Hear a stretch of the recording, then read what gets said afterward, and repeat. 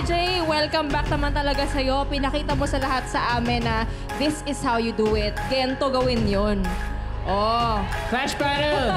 Ano masasabi niyo kay LJ? Grabe, ang saya-saya ko at nakita kita. At grabe, alam mo ba itong kantang tong Gento na to?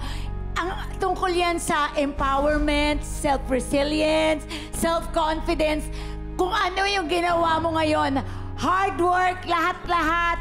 At grabe ka, yung 5 tao na kumanta nito, isa ka na lang. Kaya ikaw ngayon, ang SB20! Thank you po, Miss Ay. Salamat po. RJ, it is so good to see you. Sa performance mo, ano ka, parang 5'11". Oo, yung pagkanta mo, parang parang singtangkad mo si Raver. Sa totoo lang.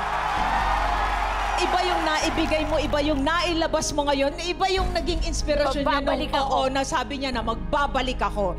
Pero isa kang aparisyon. Magandang aparisyon. So good. So good to see you and thank you for giving us that performance. Thank you po, Miss Nay. Brother, una, maraming salamat na talagang lumipad ka para makapunta rito. Nag-perform ka ng isang explosive performance at ang hindi ko makakalimutan sa iyo mula noon hanggang ngayon, una, of course, your great art. Pero pangalawa, your wonderful heart. Maraming salamat sa puso mo na nagpapa-inspire sa amin lahat at nakita namin yun sa performance mo. Thank you! Thank you po, Sir Cristo. Thank you, Flash Battle. Nice one, LJ.